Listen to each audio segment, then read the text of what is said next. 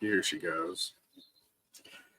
Hello, ladies and gentlemen. Welcome to the Giga Gamer Dad channel. I am Luke. I am the host, the Giga Gamer Dad. And with me today, I have Liam Patton. How are you, Liam? Hello. I am doing fantastic today. I'm very excited. Beautiful. So a little backstory about this. This is episode 1. You're my first guest. Yeah, exactly. I'm excited just like you.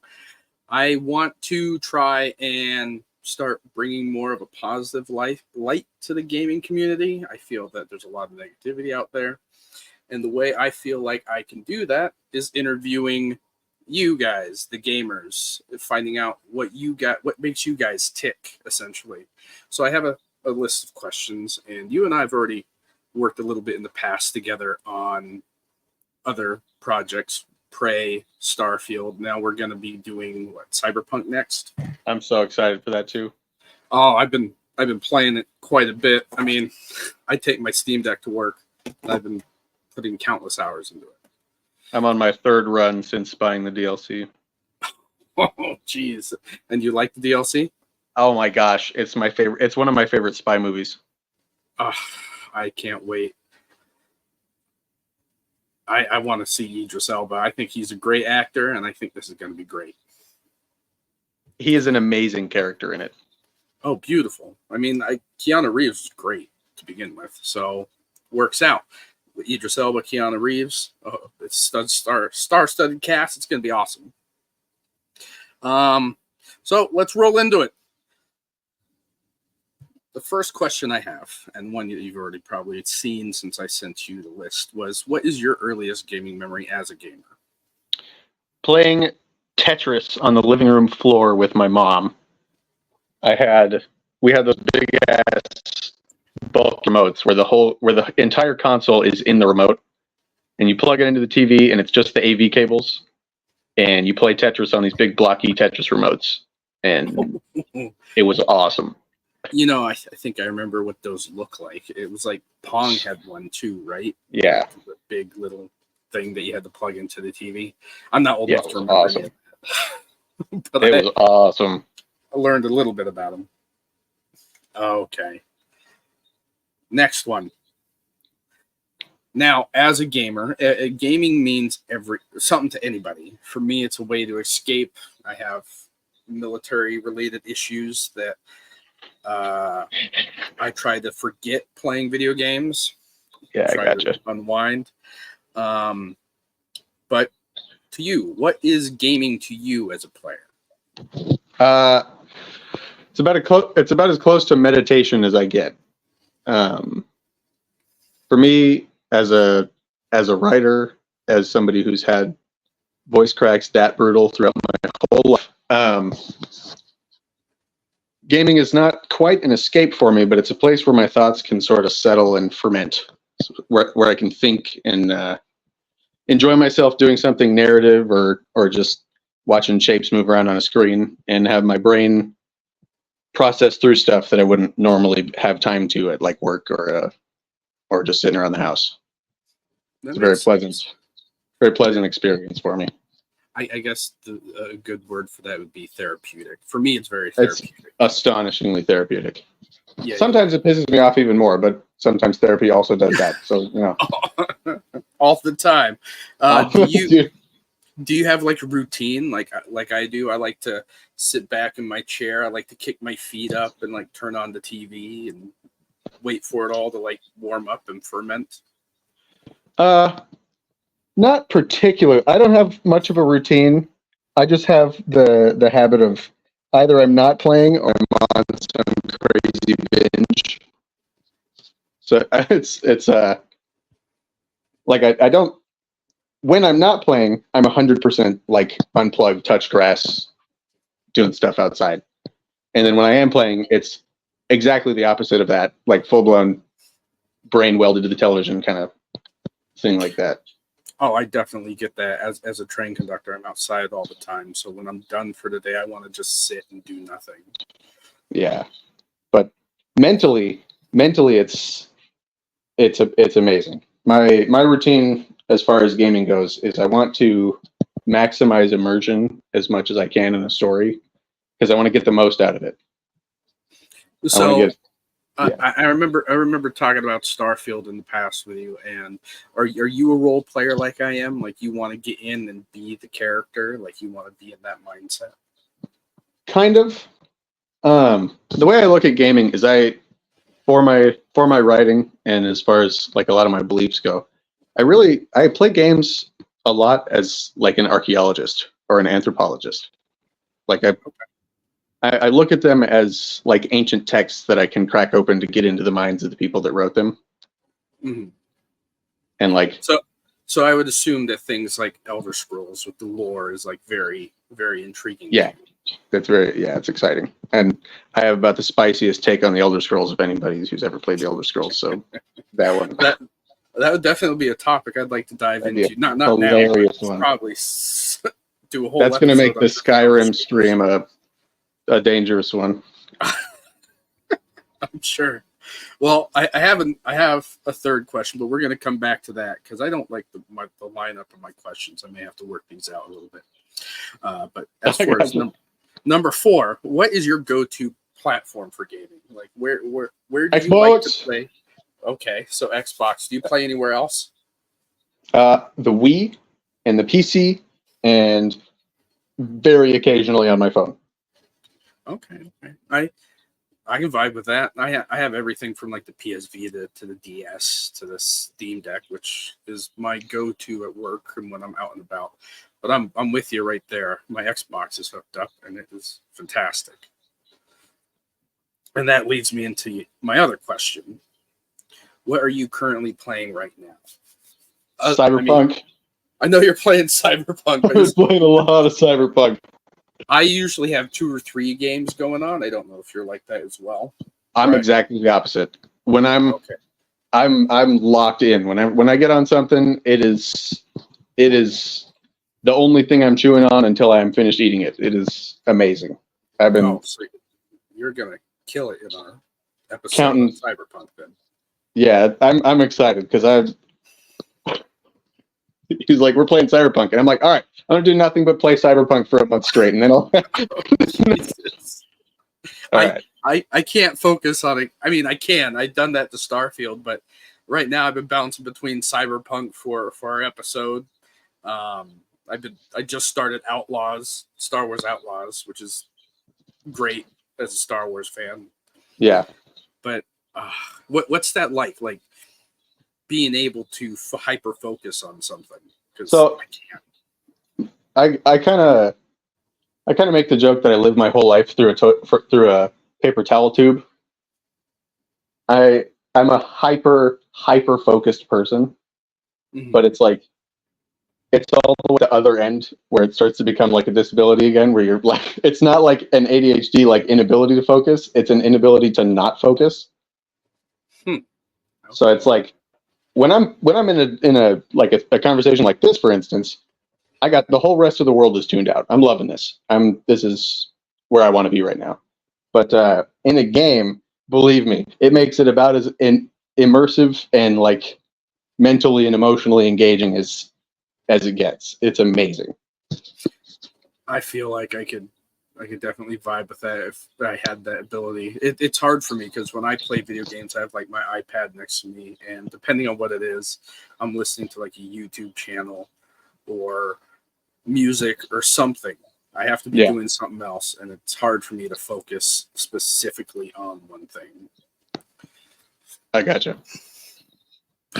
God, I kill to be able to do that. I tell you, it makes playing Cyberpunk that much better. Yeah, no, Cyberpunk. Believe me, Cyberpunk is a very near and dear game to me for a ton of reasons. Well, tell me about that. When was your first time playing?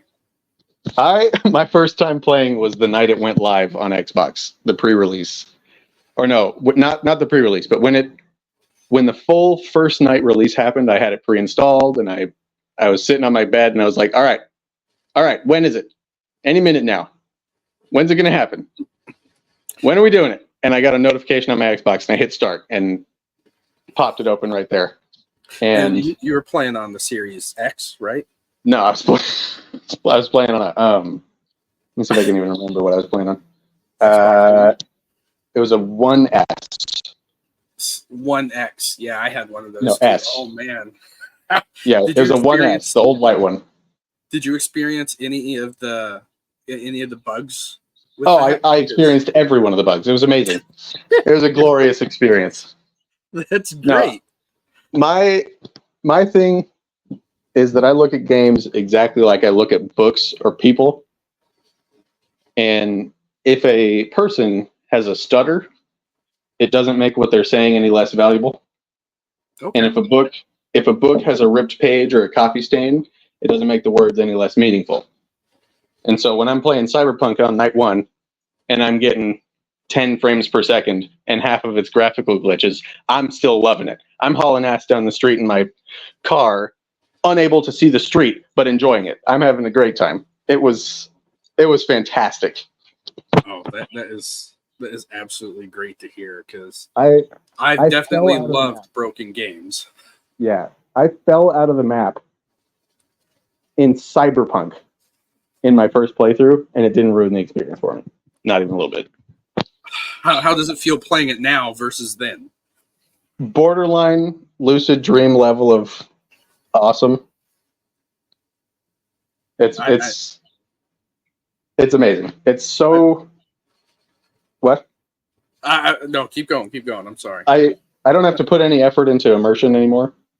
Because when I was first playing it, I was like, yeah, you're an ugly one, but you're fun. And no, it's like it's both a beautiful game and a beautiful story. And so with that upgrade, I actually have the funniest story like ever as far as the glitches and stuff go.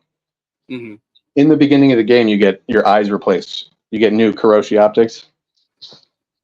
And on start night, was running.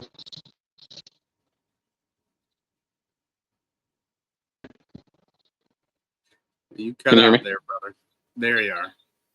Sorry about that. Can you hear me? Yeah, I can hear you. All right. On start night, my graphics were terrible. Like, for some reason, it was just really, really bad. But when Victor put my new eyeballs in, the glitch resolved, and my graphics became fantastic as he put the new eyes in. And I was like, oh, what? I was almost convinced that it was on purpose, that the game had been glitching on purpose with like bad graphics until that point. You know, And hearing that would have been cool as like a it design was so element. awesome. It was so awesome. Oh. Like the dirt on the food made the food taste better. It was fantastic. I like that.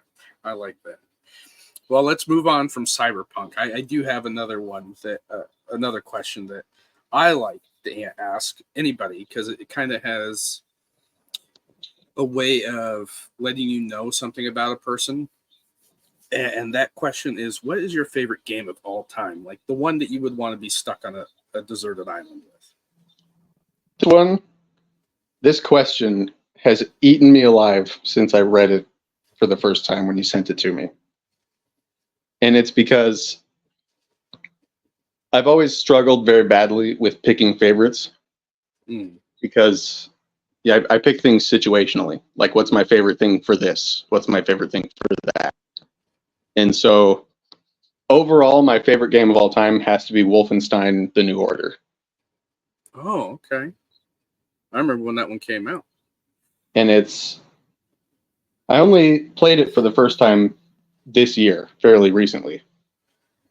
And it hit me much more so than I was expecting it to, that I couldn't find anything that I disliked from a moral perspective about the game. I mean, you're killing Nazis. Like, what's more moral than that? No, but it wasn't killing Nazis out of hatred. It was killing them because you need to save people's lives. And so in one case, there's like defense of others and protecting your fellow man. And then the other one's like, I hate them, so I kill them because they're bad people and I want to kill them. And so like it's murder versus like genuinely fighting, protect, and help people. And so in Wolfenstein, you really are doing it a lot more to just rescue people and save lives than you are to just blow those Nazi shits up. Mm-hmm. There's definitely a lot of that, but narratively, it is a lot more. I need to rescue my people. I need to get those people out of prison and help them escape so we can undo this evil that's happening. And so that was a really what? No. I was going to ask if you played the other ones as well. I played the second one, and it kind of lost me a little bit because it stopped being so much about that and started focusing more on the weird 60s American funkin' psychedelic thing, which I don't even like the real life version of that. So, I mean, the fictionalized, amplified version of it didn't grab me either. So, did you like the setting that the New Order had versus more versus the new one? Because I think 2 took place maybe 10 years after the first. The second one took place roughly 5 months after the first. Oh, jeez, I thought it was a lot longer than that. But yeah, no, it. Yeah, no, you to try to avoid any spoiler, you go into a coma at the end of the last one and wake up from it to your pregnant spouse in the second one. So she's still with your child while you've been in a coma between the games. So there's not much room for a big time skip. Oh yeah, I mean, Blazkowicz seems to be going in and out of a coma the whole time in the first one because the first one is brutal in that hospital.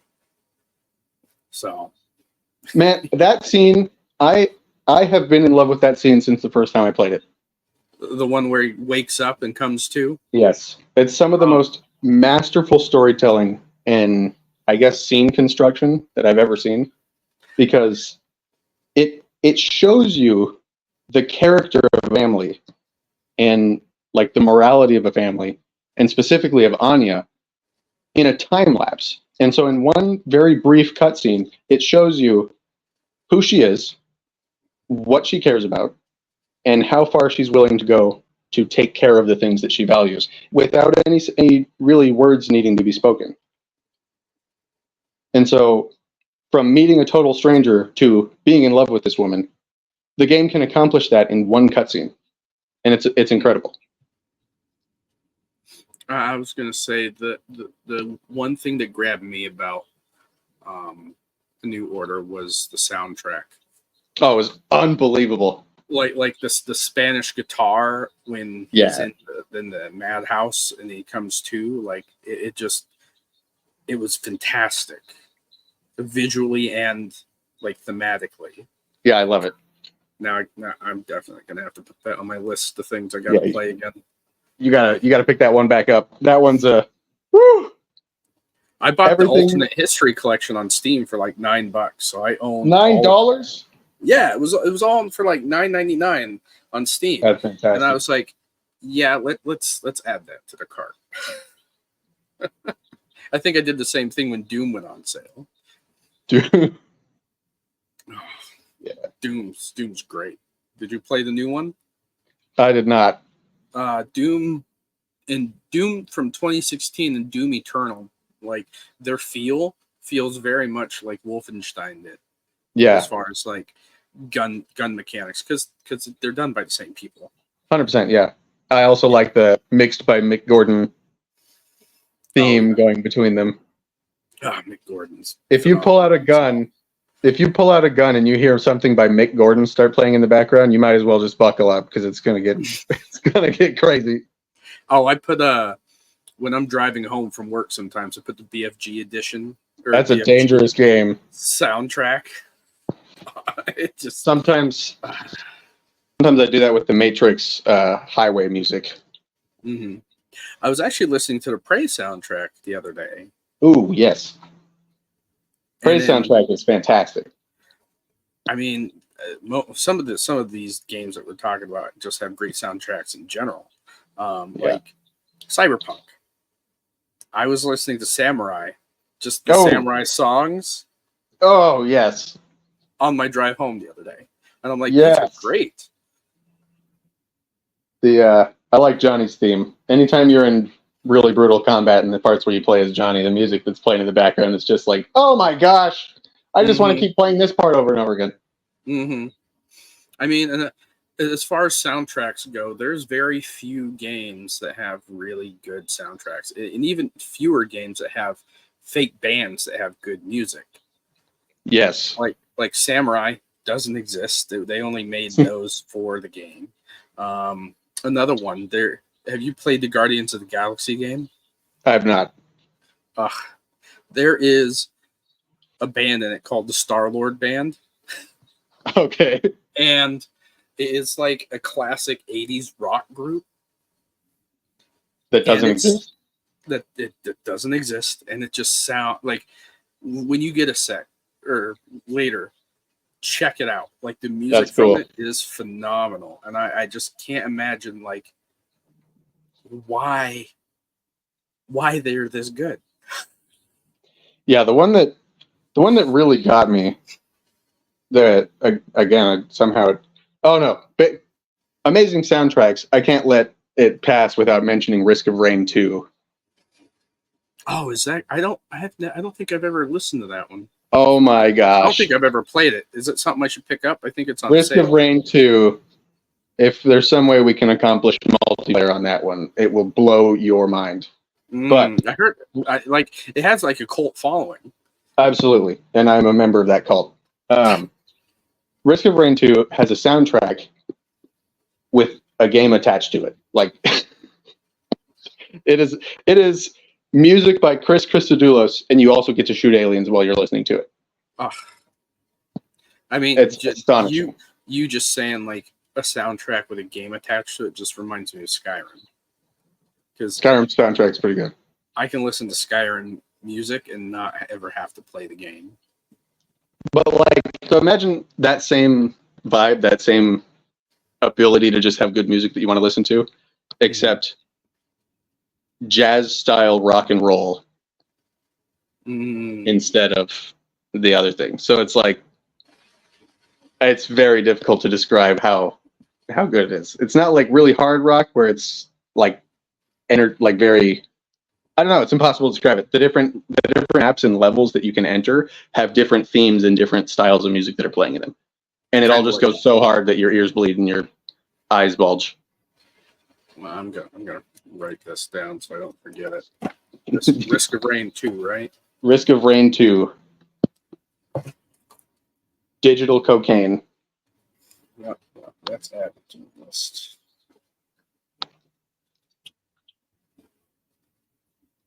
All right. Okay. Now that we got that out of the way. Other than gaming, because we're both gamers, that's what this is going to be for. But what a lot of people don't understand is gamers just don't game. Like, I mean, I have other hobbies, obviously. Do you have any other hobbies?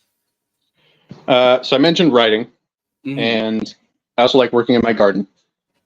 I'm disabled with a neurological disability, and so it has put me in a very strange predicament where I have a lot of energy to work, and I have a lot of physical ability, but the specific timing of the way that my affliction happens makes it very difficult to have any kind of a job.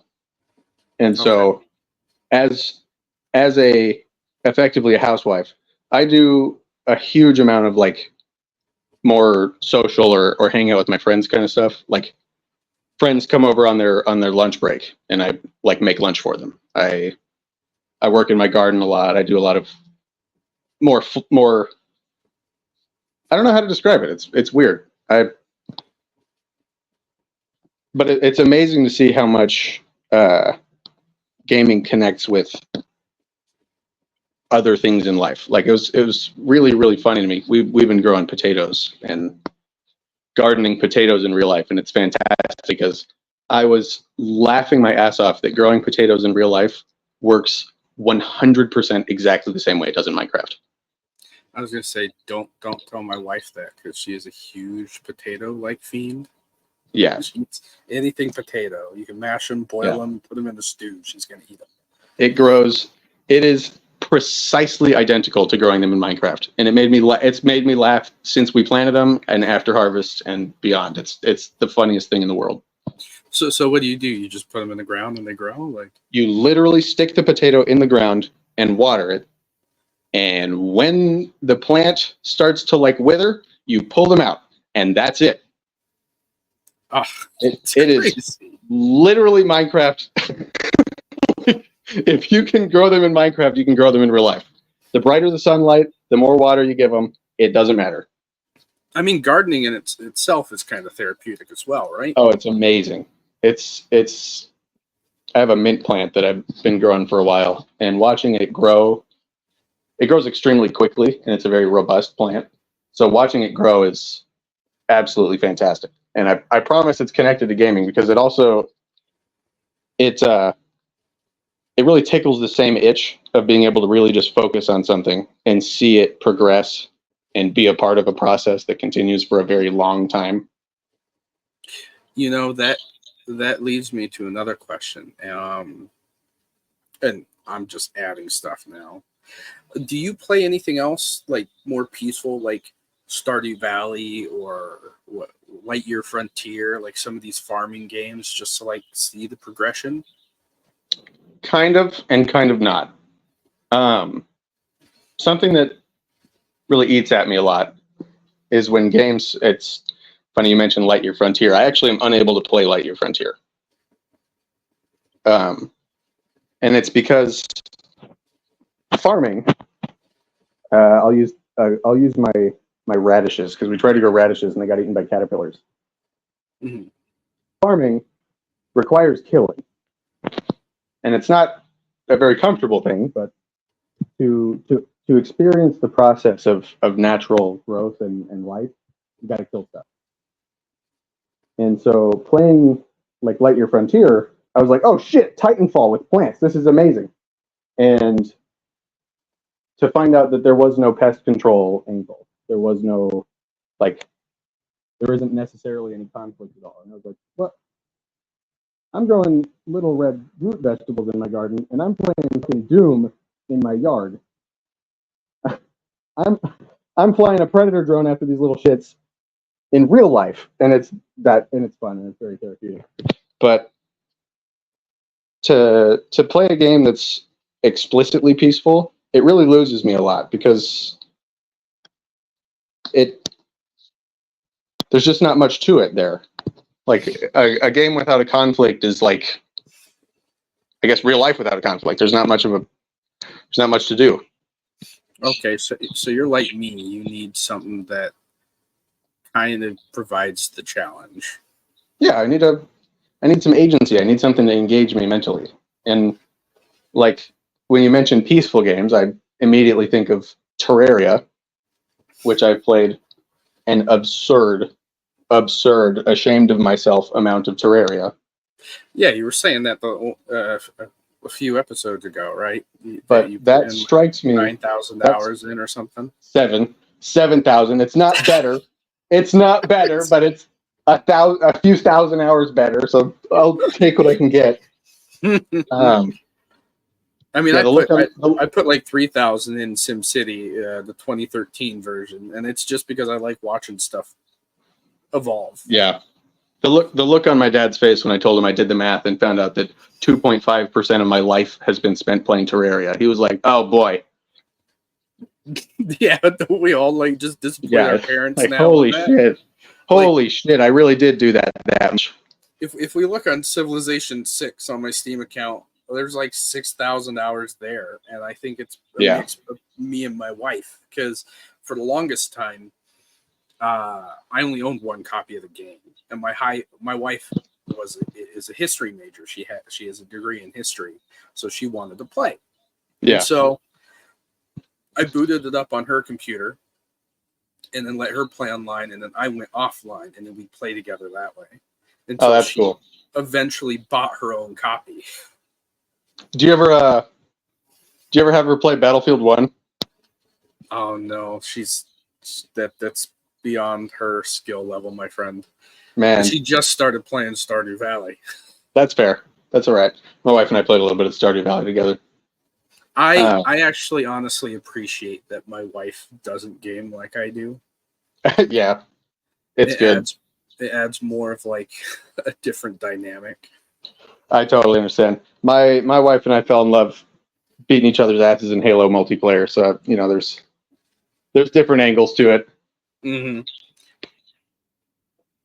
I like having like hobbies that are my own. Like my wife and I go out and we do things. I'm an indoor cat. She is not. You know what I mean? Yeah. So tell me a little about your wife. She games too. Does she game all the time with you? Fantastic. My wife's a superhero.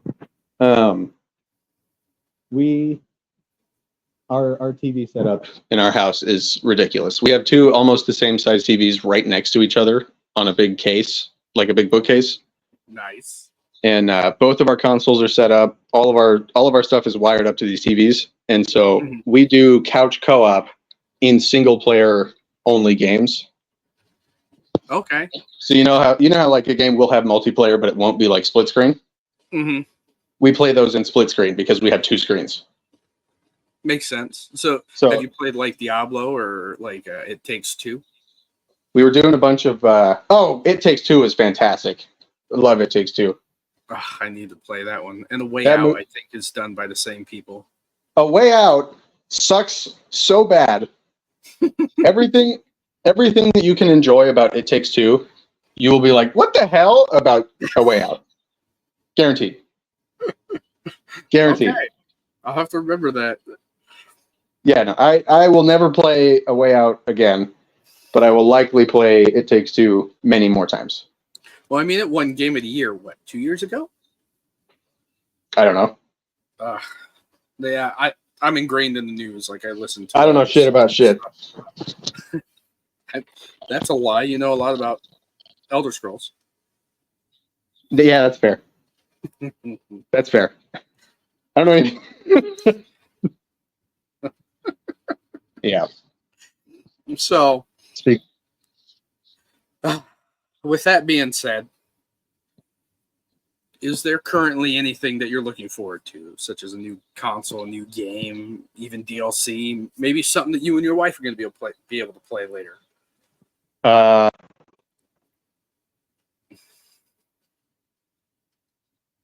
me think. Honestly, what I've been digging into a lot is my buddy and I've been friends with this asshole for 15 years. He and I have been playing 360 titles, Xbox 360 games, and just digging up like the old stuff and playing through those together.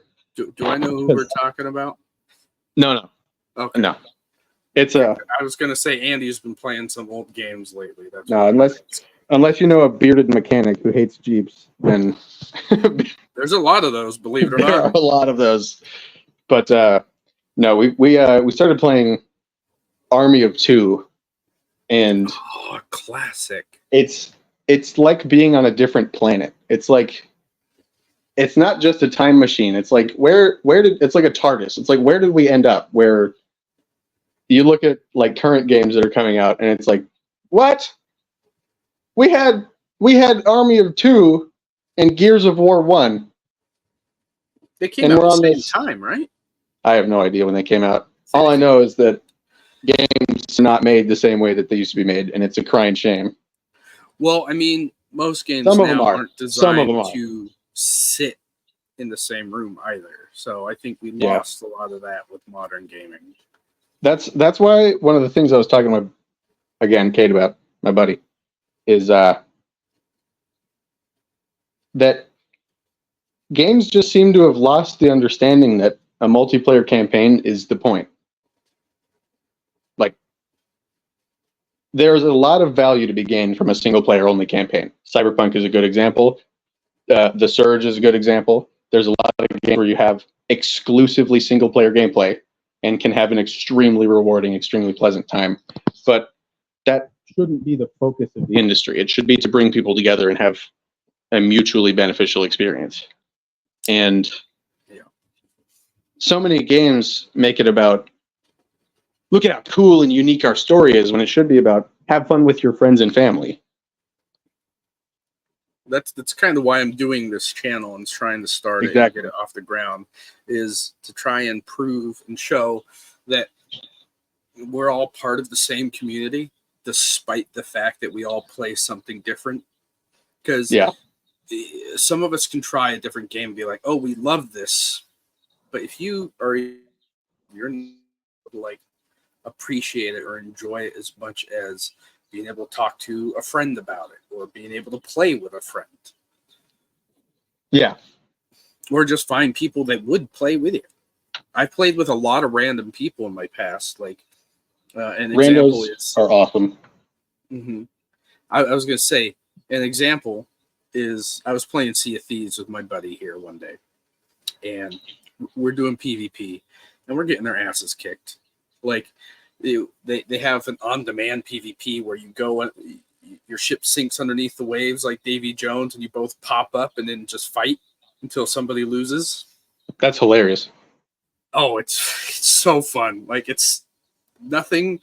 That game is different because it makes my adrenaline rush so high for no reason. It's just the feeling I don't get with any other game.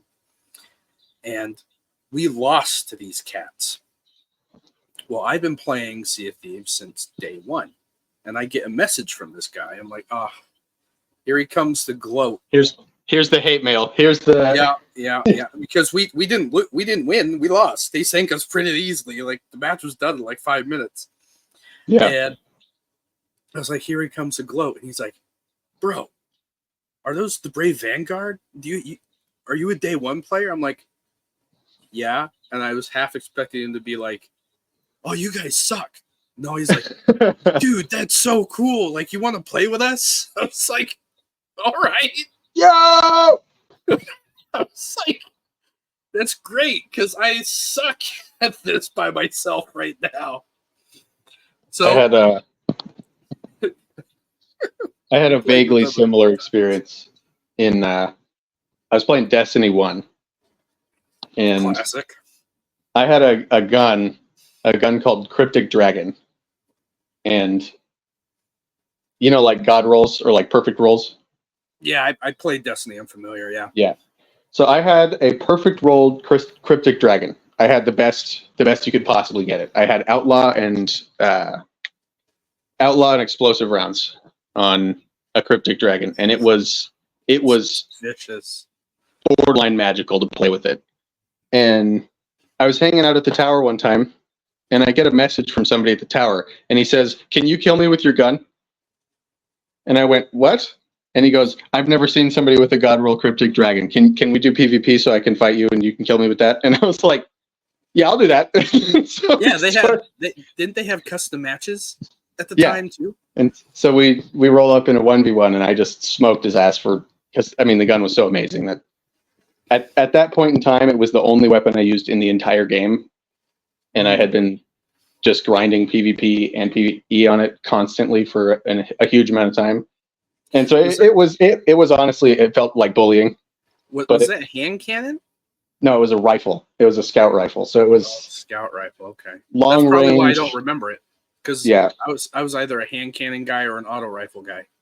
Yeah, but it was long range. It had explosive damage, so there was no damage fall off. It had higher headshot damage. It was glorious, and I don't know. It was just a weird experience to have a player just see me with a cool item and say, "Hey, kill me with that." It's like, shit. All right, so cool. Like, it's stories like that make me like want that experience. Like anytime I play something, because I'm an Xbox ambassador, so I like to find new players. I did this with Sea of Thieves, where I take new players and I teach them how to play. Yes, I love doing that. It's very rare to find like that positivity in a game. Skull and Bones is another one. Like there's something called Cutthroat Cargo, and you have to get a treasure map that appears. It's like a public event. Treasure map that appears, and then you have to race to the outpost where the treasure Oh is. yeah, okay. While being attacked. Like it triggers PvP, so all these other players are coming in to attack you. And so I'm sitting there waiting for it to happen, and somebody else joins the event, just some other random name. I'm like, okay, cool. So I guess I got competition for this.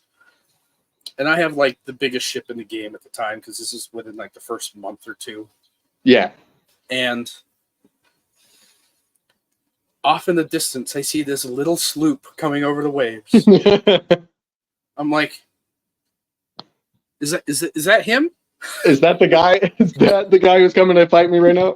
Yep. So I picked up the map and I start sailing, and he's shooting at me. And I turn around and lay a few rounds into him, and he nearly sinks. And he starts like going away, all like, oh, like, I'm sorry. He's like, my bad. I'm going away. And I'm like, oh, this is very unfair of me. So I swing my ship around and I go to him, and I kind of like shoot off one of like the fireworks that kind of, because in the game they have fireworks for your emotes and stuff.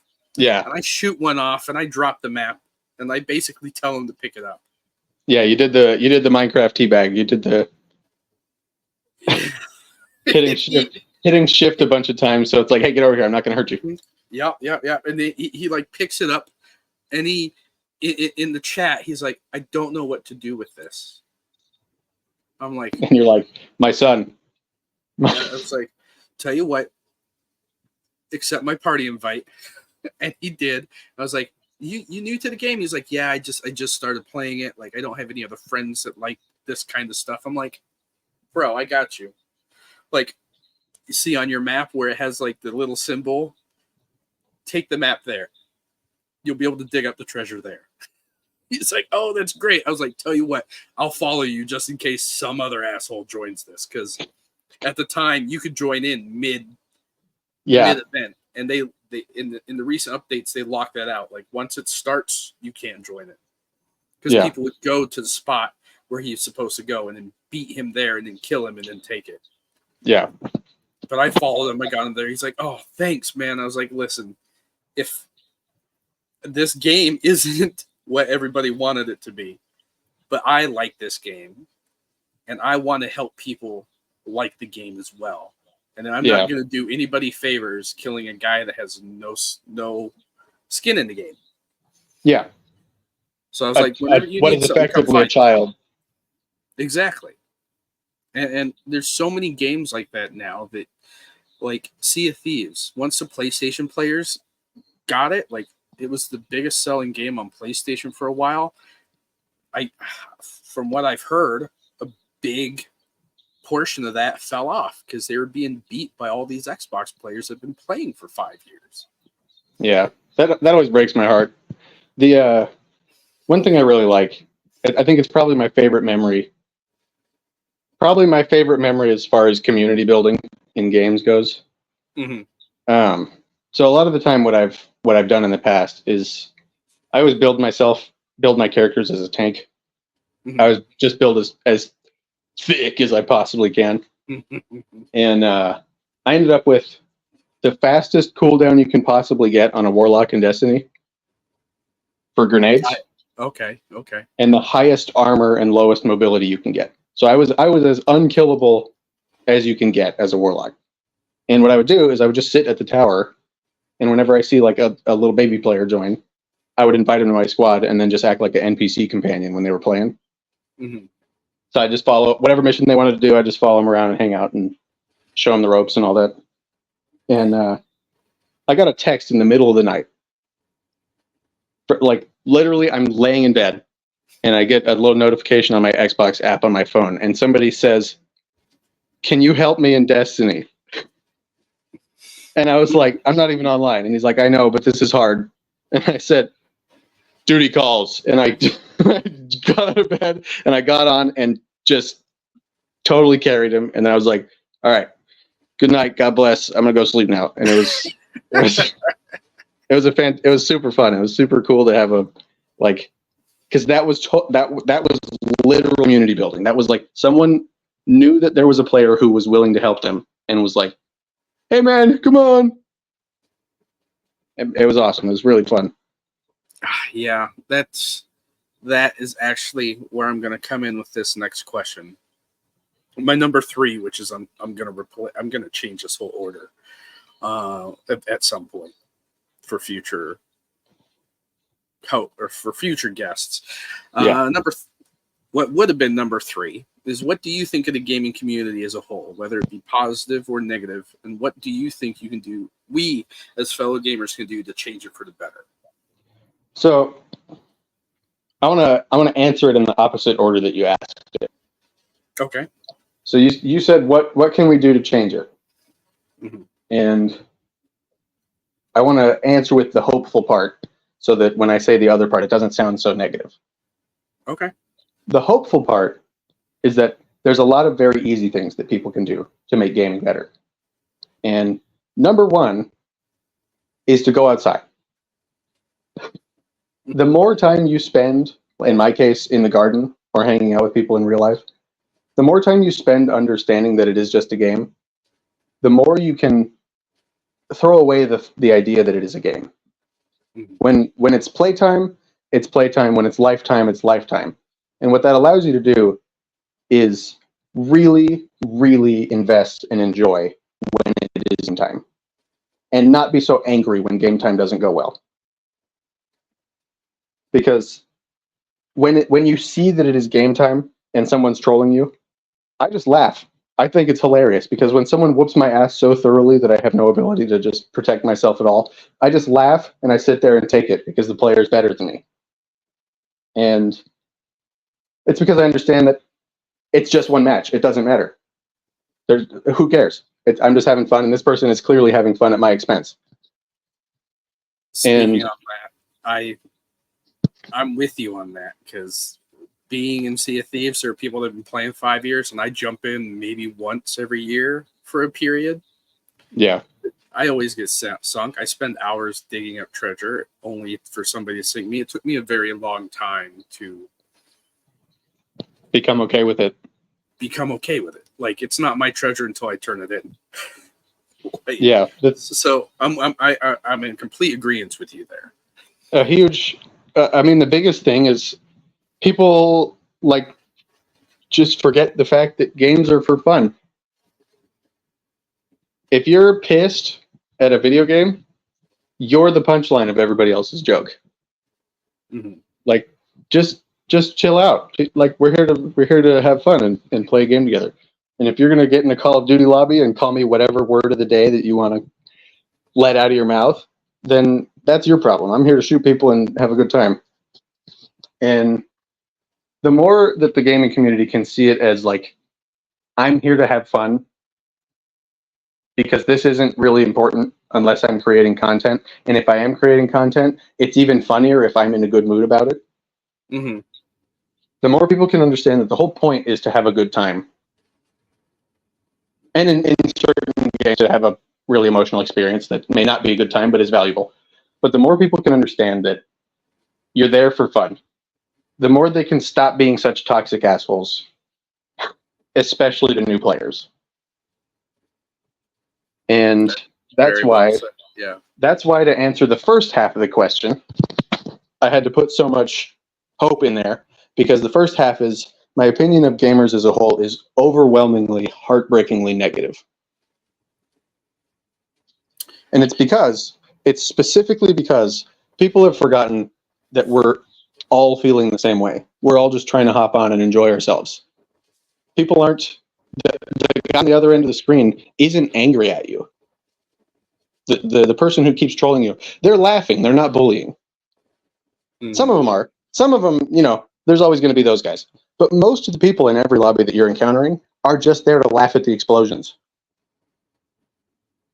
Most of the people you meet are there to have a fun time and laugh, and if somebody has a weird username, to laugh at that, and not to be bullies and not to be aggressive.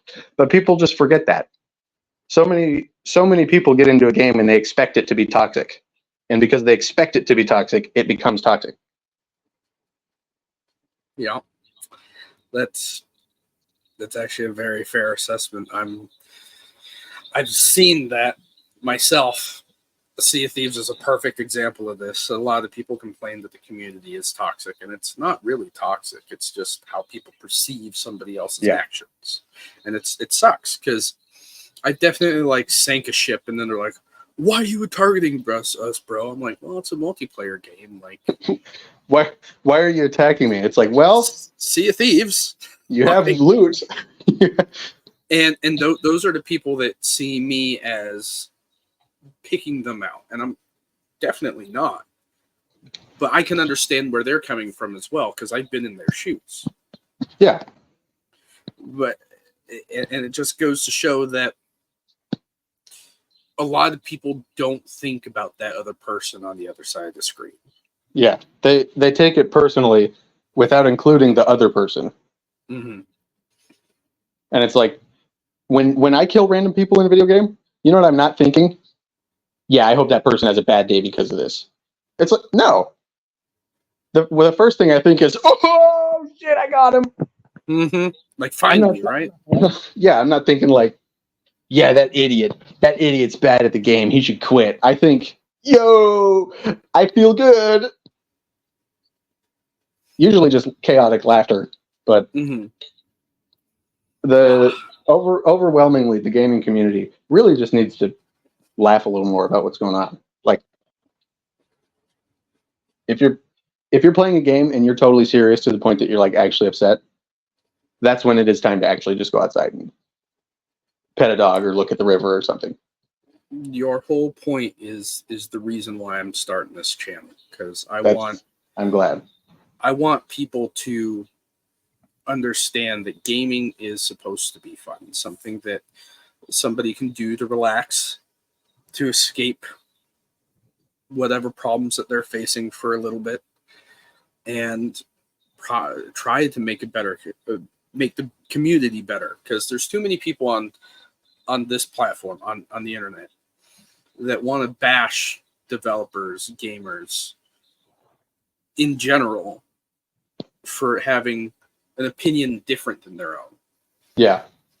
And I really don't want to let this specific section slide without mentioning something that I think is unbelievably important. Mm-hmm. And there are a huge number of people that don't know how to go outside. That, for whatever reason, be it, poverty or stress at school or an abusive relationship, or for whatever reason, there are a lot of people where real life is too painful to go back to. Mm-hmm. And so it's extremely important as an entire gaming community, as whoever, to understand that whenever you're talking to a random person or whenever you're in a game with a random person, you might, not always, sometimes people really are just smoking a bowl and bullying people. It's hilarious.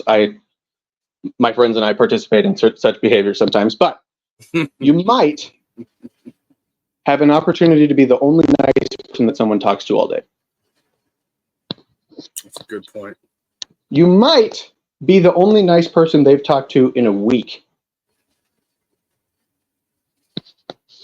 And so, just like encountering any other person, whether you're like out at the store, or out in public, or on the phone with somebody, I love you, Luke. Whether it's a game or in real life, doesn't matter. You have an opportunity to be good to someone who may not have someone being nice to them otherwise. And that's a good message. The more that gamers understand that, the more they can say, oh my gosh, I can actually be nice to people. I have an opportunity to be a good person and help other people out. And that's why a lot of the time my favorite thing to do in video games, in any video game, in any multiplayer thing, is I call it being internet dad. Because I'll just get in some lazy ass multiplayer game and spend the whole time talking to random people and just being nice and just hanging out with them. And it's because there were sections in my life, and there have been sections in my life, where that was all I wanted. All I wanted was a little distraction and someone who could help me talk it through and handle the things that I was feeling and thinking about.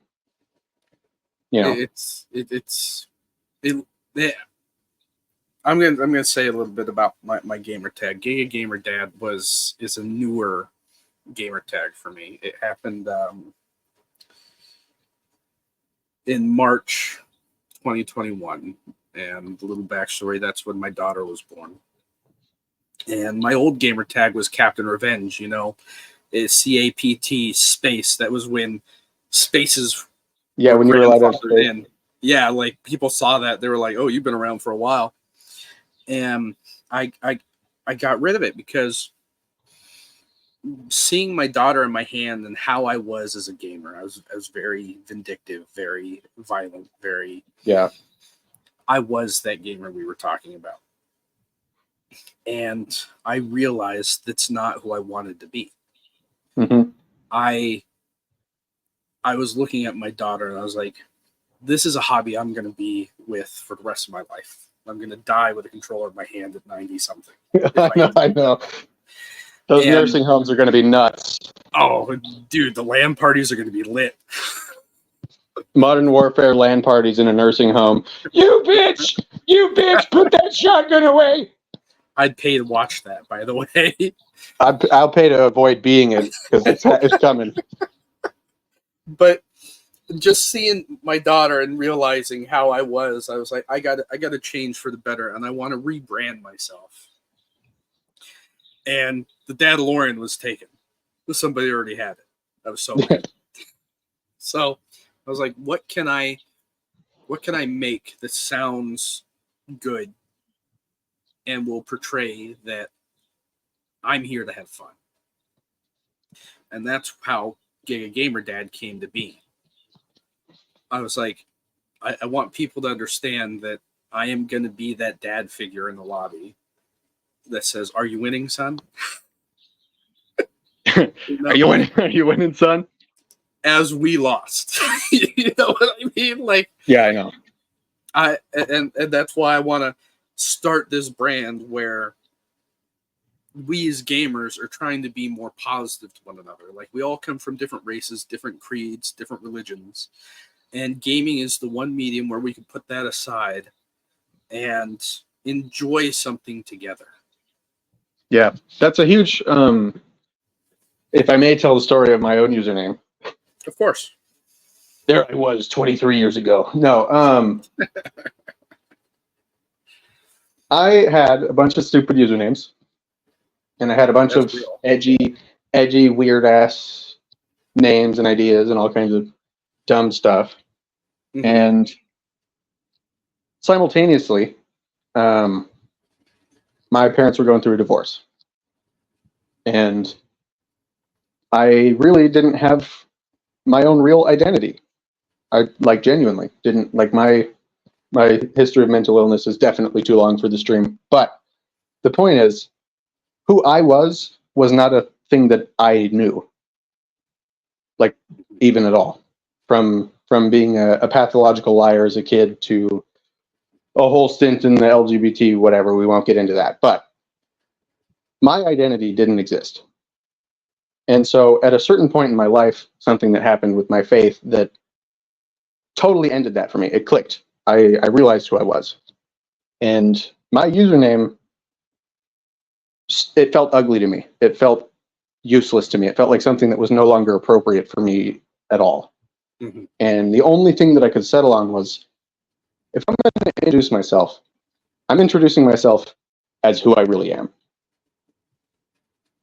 And so in any conversation, in any media, my username on everything is exactly the same. I am Liam Patton, standing in my living room, in my house right now, talking to you. And there is no barrier at all. The only details about me that I'll hide are my address. And that's because I know that somebody in the audience is building a pipe bomb, but that's whatever. That's just my uncle. We'll leave him out of this. We're good. He's just crazy anyways. But it really, it's exactly the same feeling. It was a change of heart that was like, I can't be this anymore. I can't be named this anymore. I need to be named something that matters, that I actually care about. Mm-hmm. And so I was like, let me see if this is taken. And it wasn't taken. And I started laughing my head off because I was like, no way that nobody named themselves this. And here we are. So is your username just your name? Deadass, 100%. Exactly what you see on your screen right now is my username on everything. That is fucking stellar, because I'm going to have to find you now. It says the same name. What'd you say? I'm going to have to find you now. No, dude, it says the same thing on my paychecks as it says on this stream right now.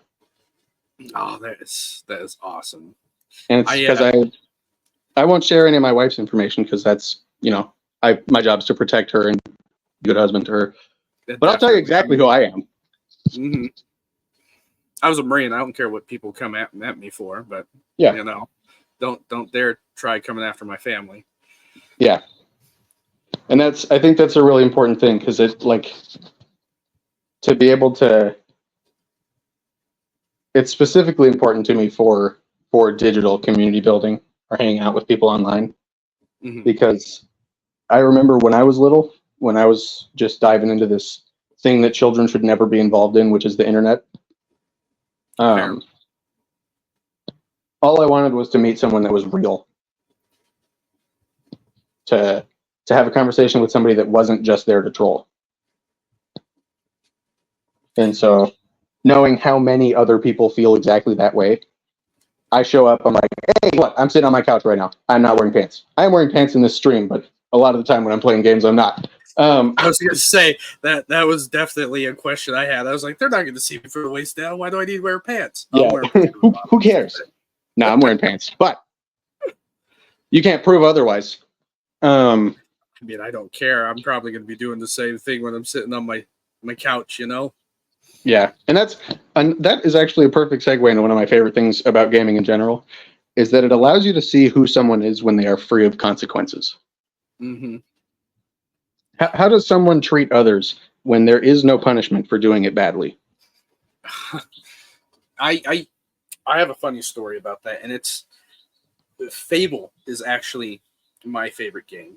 Something we'll talk about a while ago, but Fable, the reason why Fable is my favorite game is because it was one of the first games I experienced that had a morality system and consequences for your actions. Yeah. I know there are other games that did it, like KOTOR and stuff, but Fable was the game that sticks in my head for making you look different. For instance, if you killed like a bunch of people and you were evil, you'd grow horns and flies would fly around you. Or if you were really good and you'd save everybody, then you'd have a halo and your complexion would be pure. Mm-hmm. And for the longest time, as a gamer and as who I was as a person, I would always follow the path of good, just my own internal moral compass. Yeah. And it's recently changed, Crimson Fleet, obviously. But the reason why it's changed is because of that reason. Like, yeah, you can always tell how somebody is by how they play a game. However, gaming is a unique landscape that allows you to experiment with your morality. Yes, and I love that about it. And that's one of the main reasons I write, is because it is a workshop. It's a room you can walk into and hammer details out and learn about, like, how do I feel about this? How, what does this situation do to me morally? And the reason why I bring it up is because I can't tell you how good it feels siding with the Crimson Fleet. I would never go out and murder New Atlantis. Like, that's not who I am as a person. But it allows me to experience that side of me that I can't let leave, or I can't let out anywhere else. Carl Jung, the psychologist or philosopher, I don't know. I lost you, bud. Can you hear me? I can hear you now, yeah. There was a philosopher or psychologist, I don't know which one, but his name was Carl Jung, and he called it the shadow. And it was the dark thing hiding behind all the light things that you do. Mm-hmm. And one of the most important things in psychology is to integrate that shadow, to be able to acknowledge it and understand where it lies in your interactions so that you can use it or avoid using it as needed. And games give people a huge, huge opportunity to think about that. And it makes sense because I spoke with a therapist a while ago, and one of the things I have come to realize about myself is that I find comfort and joy in anger. Yep.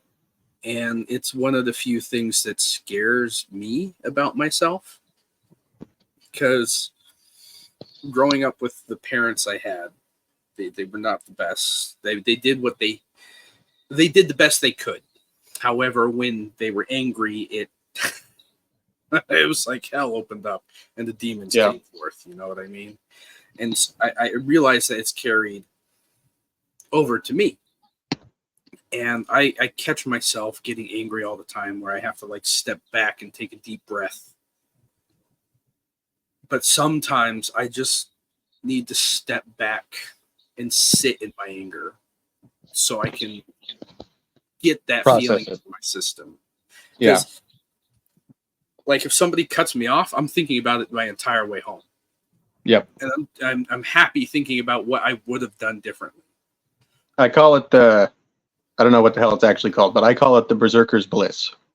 Mm-hmm. It's the thing that you go, yeah, but then later you go, man, should I feel that good about it? And then later, you flip flop back and forth between really enjoying the idea of something and going, man, shit, I gotta get this under control. Mm-hmm. Like at the end of me finally coming out of it and having the clarity come back, I realized, I was stupid for being angry about that. But in the moment, I enjoy it, and it just it feels good. It's fun. Weirdly it's easy enough. And it's fun. Yeah. But that allows me, like gaming has allowed me to take that feeling and apply it to something that isn't hurting anybody. Yeah. I mean, I also build Legos. I mean, right now I'm building a half-scale R2-D2. That's awesome. Oh, it's a pain in my ass. but that also being able to like focus on something and not think about the outside world helps bring me to earth as well. And I'm sure gardening does the same thing to you. So it's actually, I was about to mention that.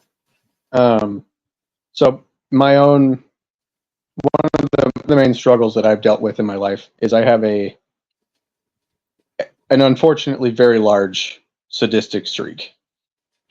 And my morality does not permit that whatsoever. I believe in forgiving at all costs, in loving your enemy, no matter what it brings. And so in playing a game, I don't really like the whole torture thing in a game. That's not what I'm talking about. But when I'm playing like a real-time strategy game, like Halo Wars or something like that. Love Halo Wars. It's a great game.